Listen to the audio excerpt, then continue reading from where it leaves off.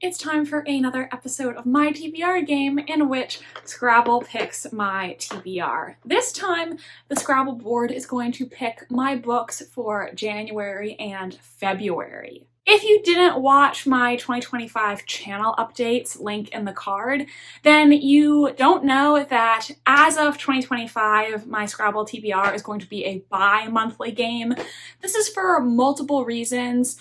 One, just to give me more freedom to read what I want and force myself to read longer books. And secondly, because I know that my Scrabble TBR game does have some diehard fans, but it also is not getting views or bringing new people to my channel like it used to. So this is a compromise in my mind. And if you do genuinely really love these games, please like and comment, please recommend to your friends. That will help me and my channel. Now let's get to the game. First, let's talk about how I did for my December TBR. I did end up reading all of the books except for Cleopatra's Daughter by Michelle Moran. I DNF'd this. I did start it, but I just couldn't get into the book for any reason. I just didn't really vibe with it. In my game, though, I do still count DNFs because I don't want to force myself to read books that aren't working for me just for the sake of getting points. So that means I currently have 47 points in the game. Remember, the goal is 150. Now, since I am only doing this bi-monthly, I do have some books that I need to read, but I'm not going to put them on the official TBR because I'm only picking out 5 prompts for 2 months. I'll definitely have room for the 5 prompts and the books that I need to read. So let's just make it a little more interesting and pick 5 different books for the TBR. The 2 books that I need to read, which I will be reading but aren't going on the TBR officially, are 2 arcs that I have. Both of these books are getting published in February. First, Queens of Crime by Marie Benedict. I am so excited to have an arc of this. Thank you to St. Martin's Press. This is a historical book about Dorothy L. Sayers, the popular mystery author from the golden age of detective fiction. She was the creator of Lord Peter Wimsey. And this book, it does say that it's a mystery, but I don't know if it's truly a mystery. I read The Mystery of Mrs. Christie by Marie Benedict, the same author. And that book, though it's called a mystery, I would consider it a historical fiction with a mystery subplot. So I think this book might be the same way. I believe it is based on true events where there was a murder case in France that Dorothy L. Sayers took an interest in and was interested in potentially investigating using her detective skills with this real-life case.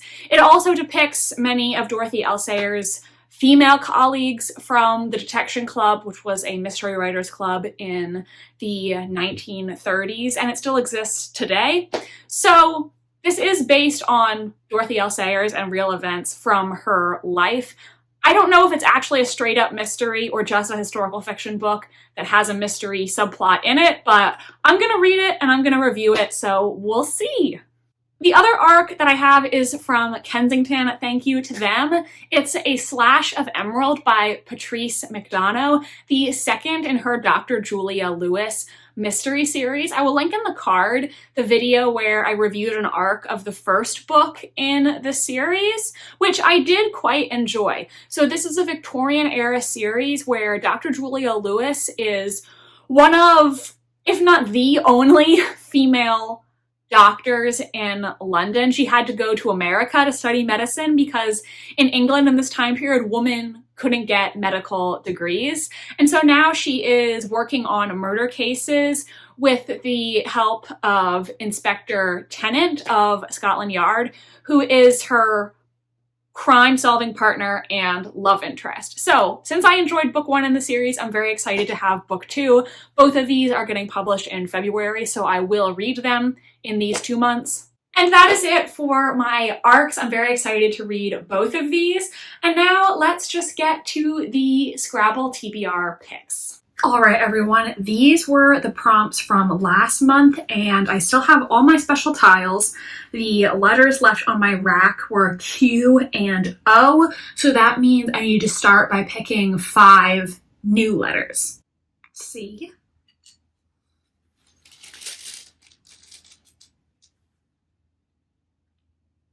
I,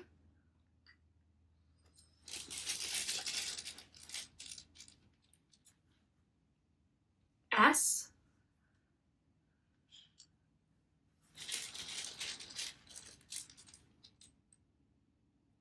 A,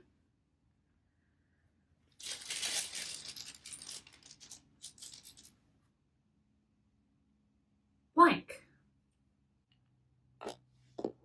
Co-writers. So for this, I'm going to pick a book that has co-writers, like multiple authors of the book. And I will confess I'm spelling this because there is a particular book that I've wanted to read for months, and I want to get it on this TBR so that I finally have an excuse to read it. But let's see how many points this is. This is on the double letter score, so that becomes 6, 7, 8, 9, 10, 11, 12, 13, 14, 15, 16, 17. That's good. Happy with that. Actually, it's 18 because this is on the double letter too. So I forgot that. Even better. So the first prompt on the TBR is co-writers. And I spelled this word with an agenda in mind because I really want to read The Floating Admiral by the Detection Club. So like I said, the Detection Club, it still exists today, but it was founded in the 1930s by many of the classic crime authors, including Agatha Christie, Dorothy L. Sayers, G.K. Chesterton, and a lot of other famous authors from that era. So this is a book that some of the members of the Detection Club wrote together, where basically every person would write one chapter of the mystery, and then at the end, they had to tie it up into a satisfying book.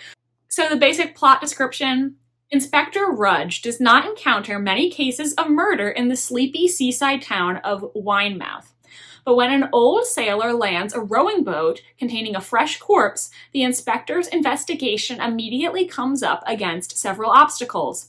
The vicar, who owns the boat, is clearly withholding information, and the victim's niece has disappeared. Even the identity of the victim is called into doubt. Inspector Rudge begins to wonder if there isn't more to this case than meets the eye. So this mystery was a collaboration by many members of the Detection Club, where each person was responsible for writing one chapter. And then after they finished their chapter, they had to write a brief description of who, in their mind, the murderer was. However, they couldn't talk to each other about who they thought the murderer was. The next person would just have to read what their predecessors wrote and continue the story from there. I have heard that it is a bit disjointed due to the way it was written as a round-robin story, but I just think it sounds so fun. I still really want to read this, even if it is a bit disjointed. I think it'll also be really interesting because there is an appendix at the back that has the solution that each member had in mind. So that'll be really interesting to read. And I do not envy Anthony Barclay Cox, who was responsible for wrapping all of this up in the final chapter, because I'm sure that was a very difficult task. And I have heard that as you're reading this, you can at times see when one writer just like blatantly took the book in a different direction or ignored things that their club mates had written in the earlier chapters, I guess just because they wanted to do what they wanted to do. So I am very excited to read this. It sounds super fun. And I know there are other books that the Detection Club worked on together. I believe this is the only one that Agatha Christie participated in, but we'll see how it goes. I've wanted to read this for a really long time. E.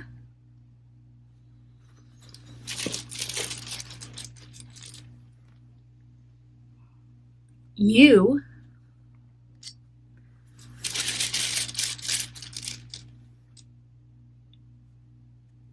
I.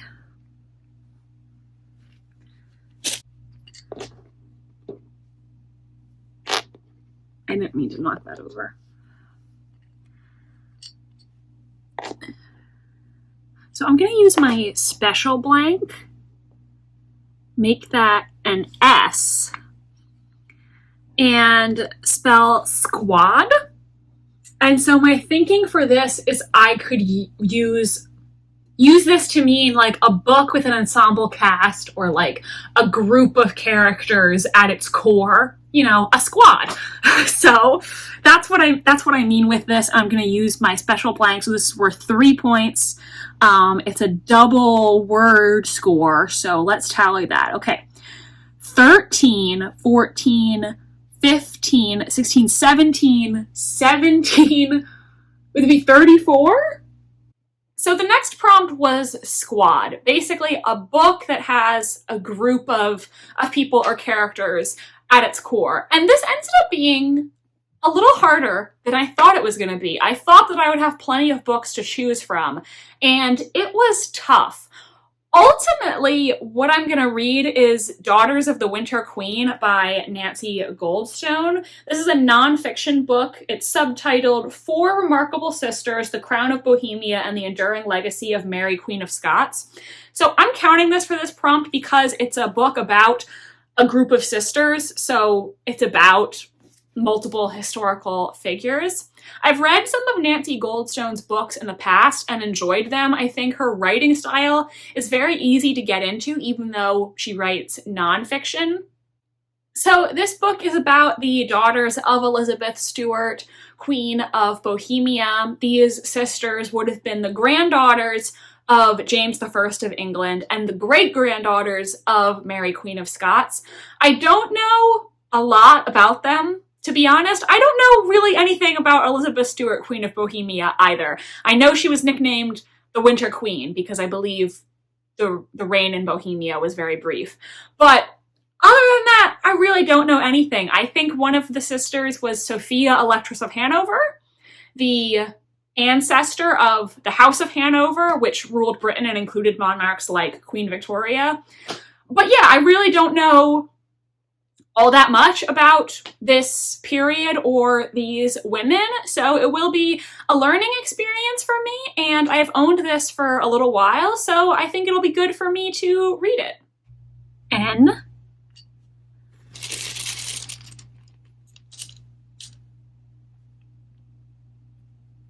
N.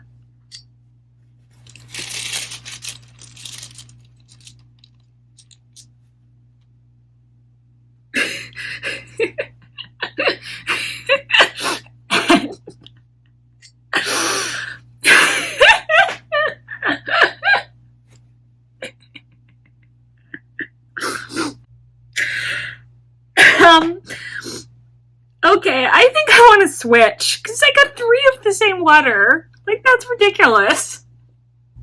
I'll cash one of these in, throw that back in the box, and then I can pick 2 new letters, which hopefully won't be an N. R.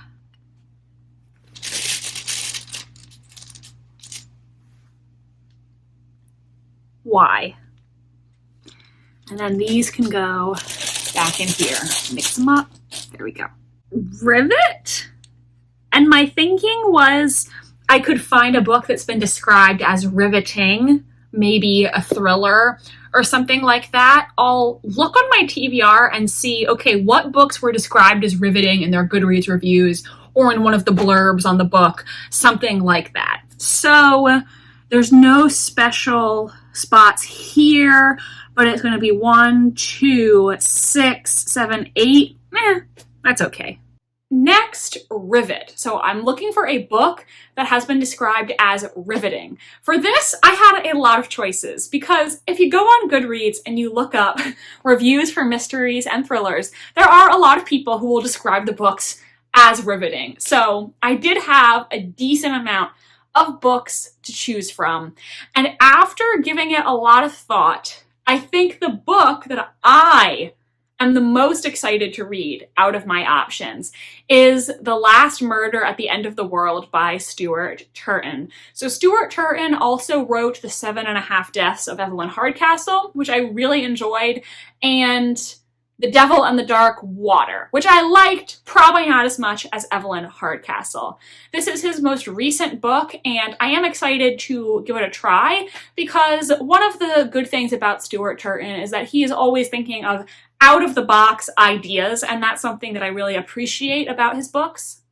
I believe that this book takes place in a futuristic Earth where the vast majority of mankind has been wiped out by this deadly fog. So the survivors are all living in a community where they have a security system that protects them from the fog. I think it creates like a dome or something of that effect to help them survive the fog, but living in isolation on this island. It seems like they live in a utopian community, except one of the scientists is found murdered. And the thing is, the security system's malfunction has wiped everyone's memories of the night before. So that means the murderer doesn't even remember committing the crime. Another really unique premise from this author, I haven't heard anyone review this book on booktube, so it'll be interesting to kind of go in blind and see what I think about it.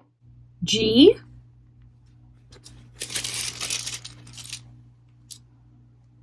T.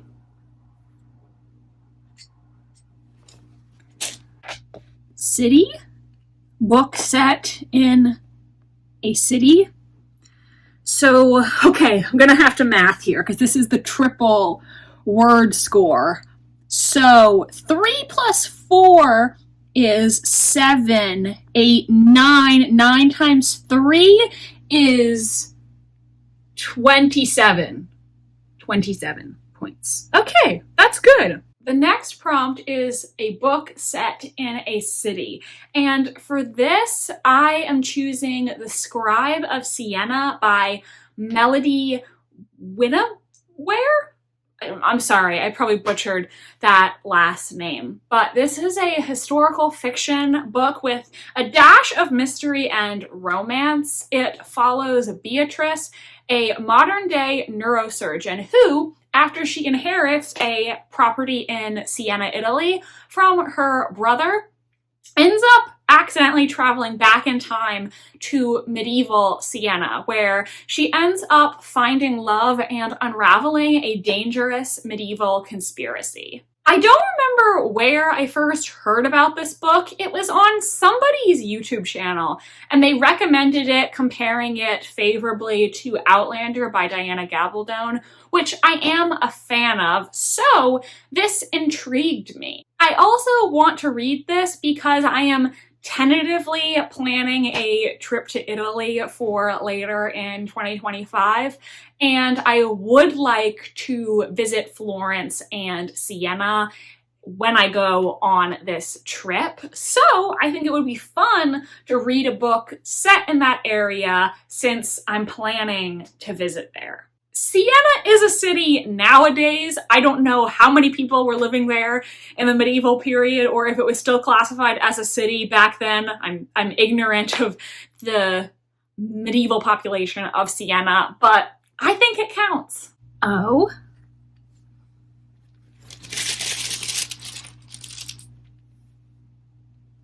A. And then I'm going to really go to the bottom for this one. The other blank. All right. So